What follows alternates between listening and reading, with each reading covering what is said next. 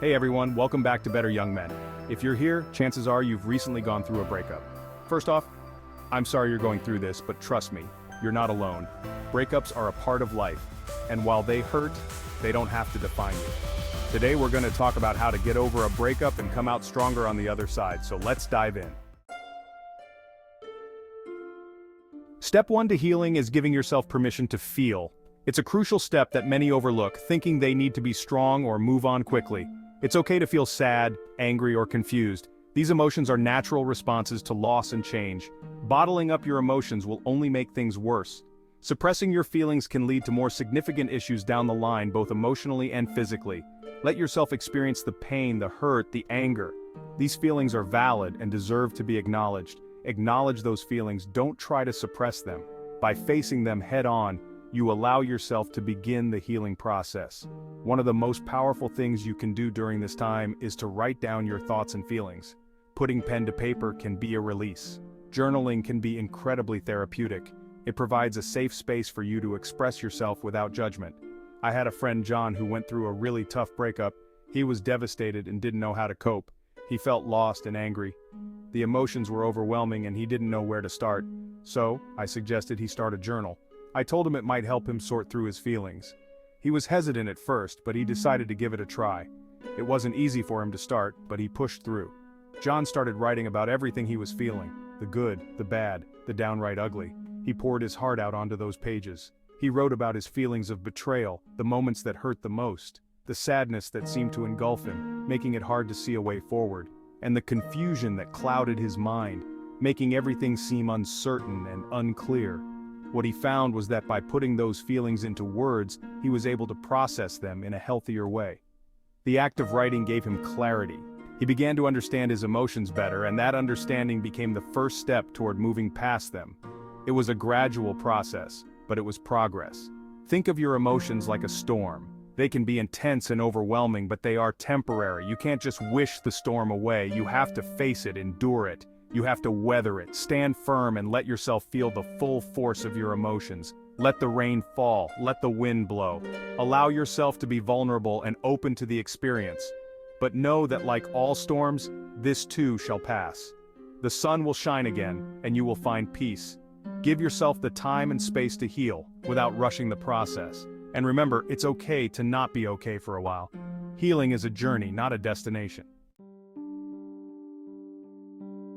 Step 2 might seem simple, but it's crucial. Remove reminders of your ex. This means deleting photos, unfollowing them on social media, and putting away any gifts or mementos. These items can hold a lot of emotional weight, and seeing them constantly can make it harder to move on. It's not about erasing the past, but about creating a present and future where you're not constantly reminded of what was. Think of it this way.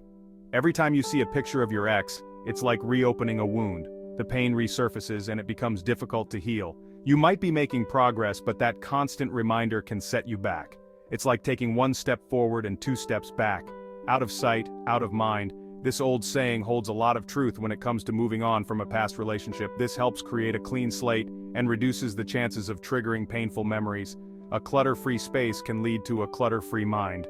I had another friend, Mike, who was having a really hard time letting go. He was stuck in a loop of nostalgia and regret. He kept looking at old photos, reminiscing about the good times, checking his ex's social media, hoping to find some connection or closure, and holding on to things that reminded him of her. These actions were only prolonging his pain. It was like he was intentionally keeping himself stuck in the past. He couldn't see a way forward because he was too focused on what he had lost. I told him, Mike, you're not giving yourself a chance to move on. You're clinging to memories that are only causing you pain. You're holding on to a past that no longer serves you. It's time to let go and make room for new experiences and opportunities. So, he took the plunge. He deleted photos, even though it was hard to do, unfollowed his ex on all platforms, which was a big step for him, and put away anything that reminded him of her. He created a space that was free from the past. It wasn't easy, but he did it. He faced his emotions head-on and made the tough decisions. And you know what? It made a world of difference. He started to feel lighter, more at peace. He told me that it felt like a weight had been lifted off his shoulders. He was no longer burdened by the past. He was finally able to start focusing on his own life, his own goals, and his own happiness. He began to see a future that was bright and full of possibilities. Step 3 is all about taking care of yourself physically. Stay active and healthy. Exercise is a fantastic way to boost your mood and self-esteem. When you exercise, your body releases endorphins, which have mood-boosting effects. It's like a natural antidepressant. Now, I know what you might be thinking, James, the last thing I want to do right now is go for a run. Trust me, I get it. But even going for a walk, hitting the gym a couple of times a week, or trying a new sport can make a huge difference.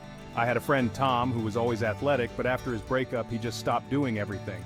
He was feeling down, unmotivated, and his self-esteem had taken a nosedive. I suggested he start running again just to get moving, to clear his head. He was hesitant at first, but he laced up his shoes and went for a run. And you know what? He came back feeling like a different person. He said the run had cleared his head, he felt more energized. And for a little while he wasn't thinking about his breakup. Over time, running became his therapy.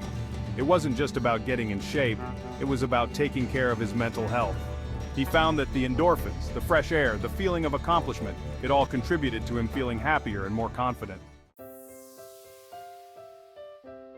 Chapter 4. Focus on personal growth. Step 4 is about turning this breakup into an opportunity. Focus on personal growth. This is a pivotal moment in your life, a chance to redefine who you are and what you want to become. Use this time to learn new skills, pick up hobbies, or further your education. Think about the things you've always wanted to do but never had the time for. This is your chance to rediscover yourself, explore your passions, and become the best version of yourself. Embrace the freedom to try new things and meet new people. Think about it. You have all this time and energy that you used to invest in your relationship. Now, you can redirect that energy towards your own growth and well-being. Now you can channel that energy into something positive, something that benefits you. Whether it's physical fitness, mental health, or community involvement, the possibilities are endless. Maybe you've always wanted to learn a new language, take up photography, or write a book. These are not just hobbies, they are pathways to discovering new aspects of yourself. Now is the perfect time to start. The journey of self-discovery is a rewarding one, filled with new experiences and personal achievements. I had two friends, Alex and Sam, who took very different approaches to personal growth after their breakups. Their stories are a testament to the power of focusing on oneself. Alex, a naturally creative soul, decided to take up guitar lessons. He found solace and joy in music, something he had always been passionate about. He'd always loved music, and this was his chance to finally pursue that passion. He dedicated hours to practice, immersing himself in the melodies and rhythms. He poured his heart and soul into it, and pretty soon, he was playing some amazing music. His progress was a source of pride and a reminder of his resilience. Sam, on the other hand, was more career-driven. He saw his breakup as an opportunity to advance his professional life. He decided to enroll in an online course to advance his skills in his field.